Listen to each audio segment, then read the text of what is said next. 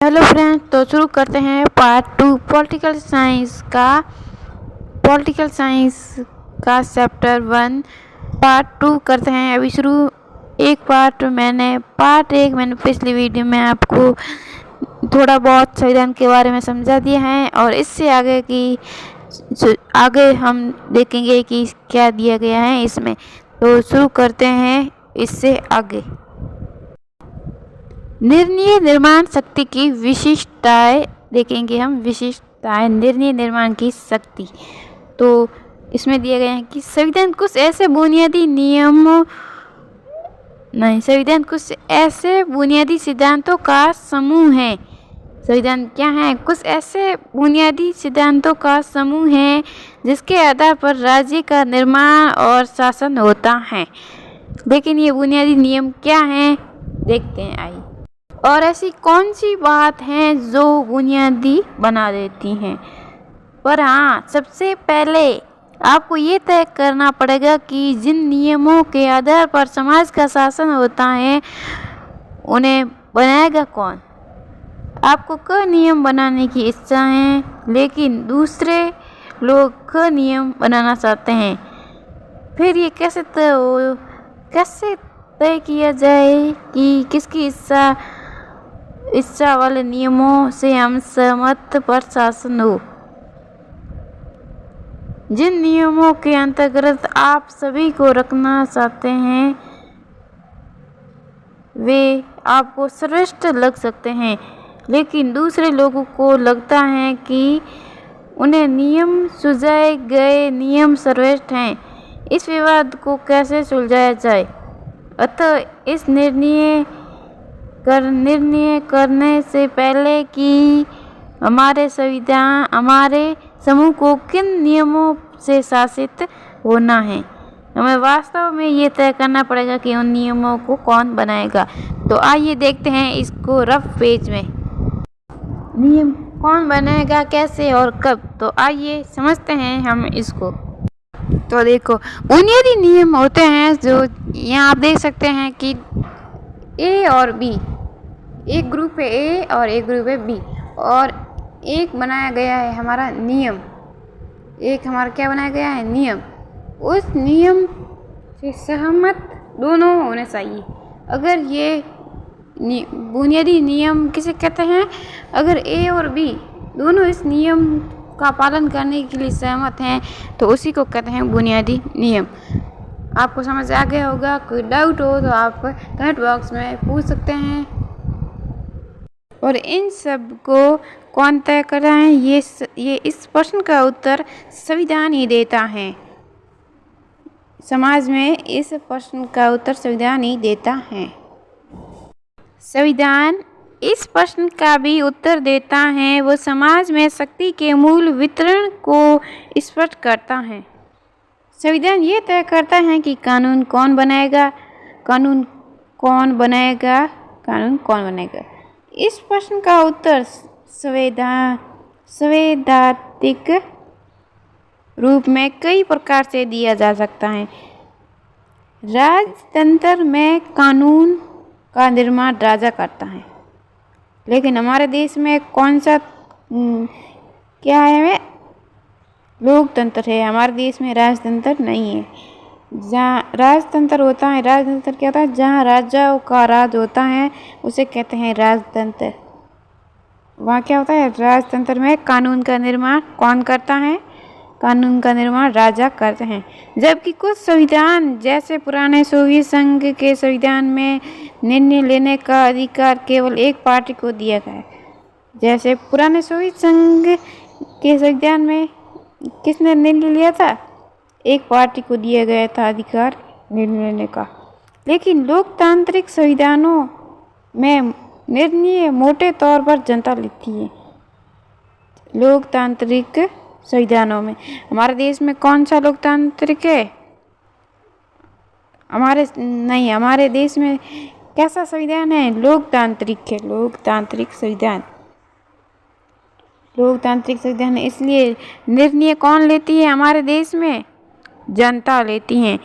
आप सोच रहे हो कि जनता निर्णय कैसे लेती है? वोट से। अगर एक व्यक्ति जैसे कोई प्रधानमंत्री बनता है तो वो राजा बनता है तो वोट नहीं होते, राजा तो खुद ही अपने वो शासन करने लगता है। लेकिन प्रधानमंत्री, राष्ट्रपति, मुख्यमंत्री ये सब कैसे बनते हैं? हम आम जनता उनको चुनती हैं, वोट देती हैं। तो ऐसा माना जाता है कि निर्णय किसने लिया? प्रधानमंत्री बनाने का निर्णय किसने लिया? जनता ने लिया। इसलिए इसमें दिया गया है कि लेकिन लोकतांत्रिक संविधानों में निर्णय मोटे तौर पर जनता लेती है। लेकिन ये विषय इतना सरल नहीं है। यदि ये मान भी लिया जाए कि जनता निर्णय लेती है, तब भी ये प्रश्न अनुत्तरित रह जाता है कि जनता निर्णय कैसे लेती है। ये मैंने आपको बता दिया है कि जनता निर्णय कैसे लेती है। क्या कोई कानून बनाने के लिए सभी लोगों को सहमत होना चाहिए? प्राचीन यूनान की पद्धति के अनुसार क्या प्रत्येक मुद्दे पर सभी लोगों को वोट देना चाहिए, या लोगों को अपने निर्वाचित प्रतिनिधियों के द्वारा अपनी राय को व्यक्त करना चाहिए? लेकिन लोगों को अपने प्रतिनिधियों के माध्यम से काम करना हो तो फिर उन प्रतिनिधियों का चयन कैसे हो और कुल कितने प्रतिनिधि हो? उदाहरण के लिए भारतीय संविधान में ये स्पष्ट किया है कि अधिकतर कानून संसद बनाएगी। अधिकतर कानून कौन बनाते हैं? ये कहाँ स्पष्ट किया है? भारतीय संविधान में स्पष्ट किया है कि अधिकतर कानून कौन बनाएगी? सभी संसद बनाएगी। और इस संसद का गठन एक विशेष प्रकार से किया जाएगा। किसी समाज में कानून कैसे हैं, इसे देखने के पहले उन कानूनों को बनाने का अधिकार रखने वालों को पहचानना होगा। यदि संसद को कानून बनाने का अधिकार है तो पहले उसे ये अधिकार देने वाला कोई कानून होना चाहिए। ये काम संविधान करता है। अधिकार देने का कानून बनता है, वो कौन काम करता है? संविधान। अधिकार जो हमें अधिकार मिले हैं वो कहाँ से मिले? संविधान से मिले हैं।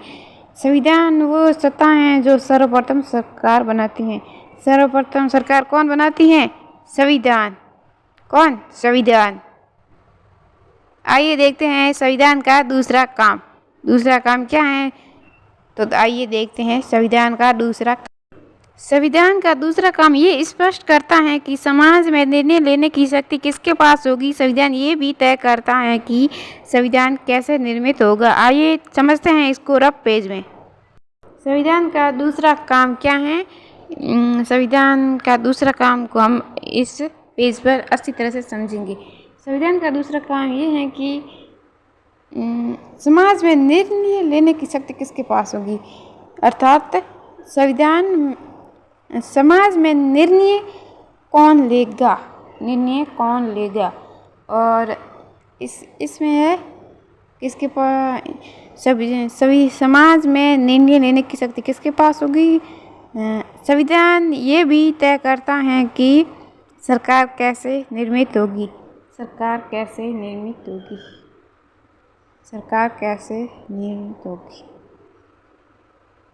निर्णय लेने की शक्ति किसके पास होगी। तो संविधान का दूसरा काम ये है। आइए देखते हैं अगला। आगे क्या दिए गए हैं? सरकार की शक्तियों पर सीमाएं। सरकार की शक्तियों पर क्या क्या सीमाएं लगाई गई हैं, तो आइए देखते हैं। इसको भी हम अच्छी तरह से समझेंगे। मान लीजिए कि आपने ये तय कर लिया है कि निर्णय कौन करेगा। मान लीजिए आपने ये तय कर दिया है कि निर्णय कौन करेगा, किंतु जब उस सत्ता ने कानून बनाए तब आपको पता लगा कि वे कानून पूर्ण अनुचित है।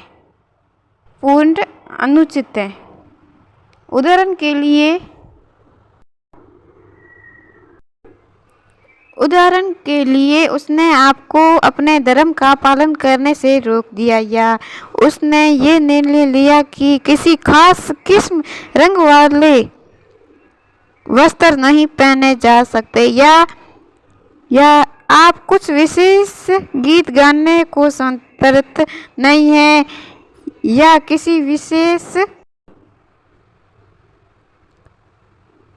विशेष गीत गाने को स्वतंत्र नहीं है, या किसी विशेष धर्म जाति के लोगों को सदैव दूसरों की सेवा करनी पड़ेगी और उन्हें किसी प्रकार की संपत्ति रखने का अधिकार भी नहीं होगा, या सरकार को भी मनमाने तरीके से गिरफ्तार कर सकती है, या सरकार किसी को भी मनमाने तरीके से गिरफ्तार कर सकती है, या किसी एक खास रंग वाले लोगों को ही कुएं से पानी भरने की इजाज़त दी जाएगी। स्वाभाविक है कि आपको ये कानून अनुचित और अन्यायपूर्ण लगेंगे।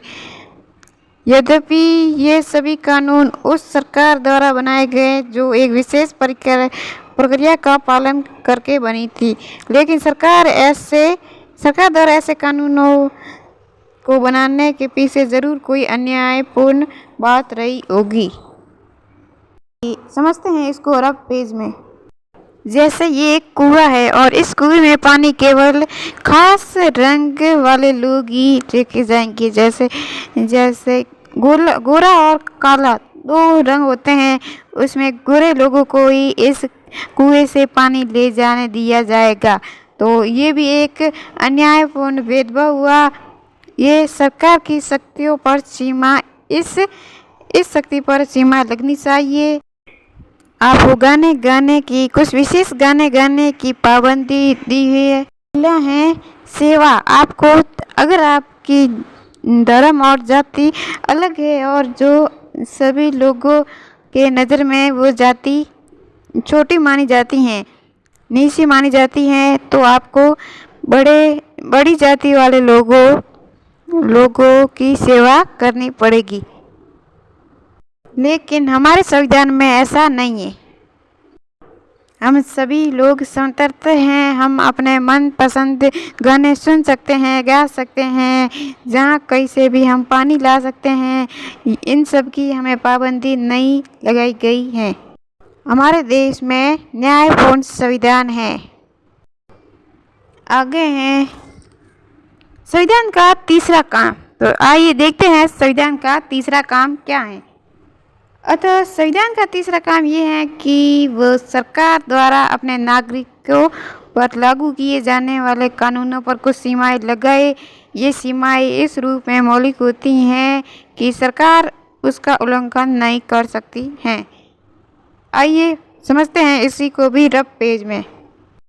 आप अभी सोच रहे होंगे कि सीमाएं क्यों लगाई जाती हैं, तो आइए समझते हैं इसी को भी सीमाएं क्यों लगाई जाती हैं।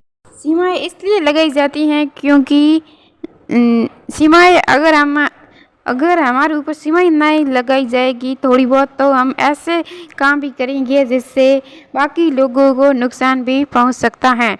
तो बाकी लोगों को नुकसान पहुंचता है तो इसलिए सीमाएं लगाई जाती हैं।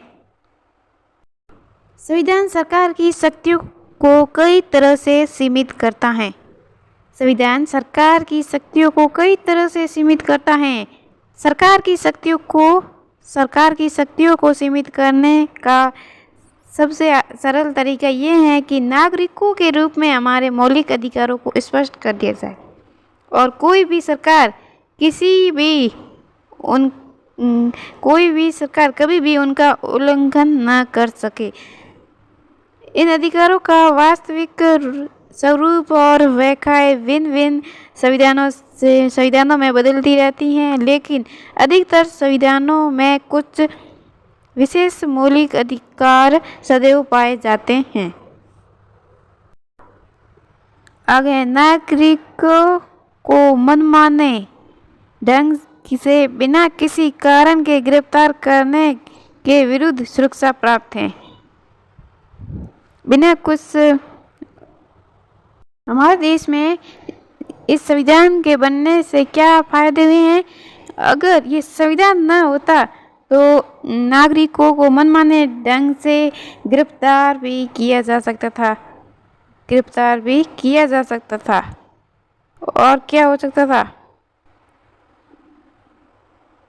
और लेकिन संविधान बनने से गिरफ्तार नहीं किया जा सकता। जिसने जो मुजरिम है वही उसी को गिरफ्तार किया जाएगा, बाकी को गिरफ्तार नहीं किया जा सकता। निर्दोष को गिरफ्तार नहीं किया जा सकता, जो दोषी हैं उसी को ही गिरफ्तार किया जा सकता है। ये सरकार की शक्तियों के ऊपर एक मूलभूत सीमा है। ये सरकार की शक्तियों के ऊपर एक मूलभूत सीमा है। नागरिकों को सामान्यतः कुछ मौलिक स्वतंत्रताएं का अधिकार है, जैसे भाषण की स्वतंत्रता, अंतरात्मा की आवाज़ पर काम करने की स्वतंत्रता, संगठन बनाने की स्वतंत्रता आदि। भाषण देने की स्वतंत्रता, अगर सीमा में न रहकर भाषण देंगे तो जनता विपक्षी भी बन सकती हैं। इसलिए भाषण देने की स्वतंत्रता है, लेकिन सीमा के अंदर। आप समझ गए होंगे जितना मैंने समझाया। व्यवहार में इन अधिकारों को राष्ट्रीय आपातकाल से सीमित किया जाएगा, और संविधान उन परिस्थितियों का उल्लेख भी करता है जिनमें इन अधिकारों को वापस लिया जा सकता है। आपको वीडियो अच्छी लगी तो लाइक भी कर देना, और ये भी ज़रूर बताना कि अगला कौन से सब्जेक्ट का लेके आऊँ और कौन सा सब्जेक्ट आपका वीक है, ये भी ज़रूर बताना। और ये आप कमेंट ज़रूर करके बताना कि मेरे पढ़ाने का तरीका, आपको कुछ अच्छा तरीका पता है तो मुझे ज़रूर बताना, मैं उस तरीके को भी फॉलो ज़रूर करूँगी। इसलिए धन्यवाद। वीडियो अच्छी लगी तो लाइक एंड चैनल को सब्सक्राइब भी कर देना। धन्यवाद।